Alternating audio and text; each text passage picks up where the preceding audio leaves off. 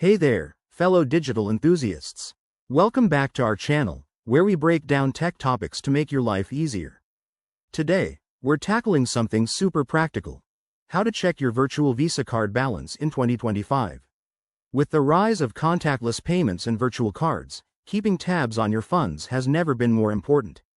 Whether you're a frequent online shopper or just managing your everyday expenses, this quick guide will have you sorted in no time. First things first, let's get started with the most straightforward method: using the issuer's mobile app.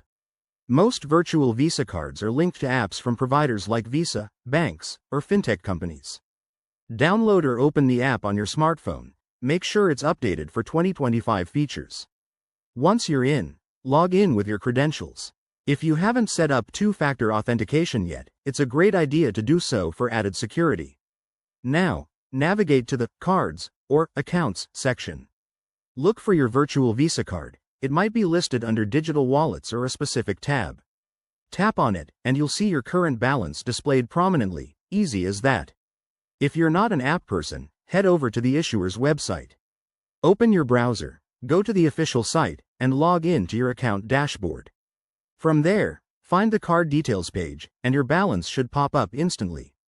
For those who prefer a more traditional approach, you can always call customer service.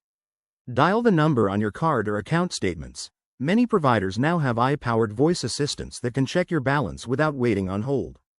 Just follow the prompts, enter your card details, and voila! One pro tip: always double-check for any transaction fees or limits associated with your virtual card.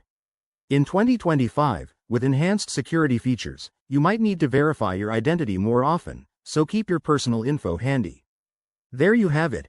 That's how you stay on top of your virtual Visa card balance in 2025.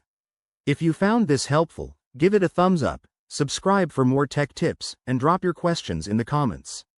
Thanks for watching, and see you in the next video.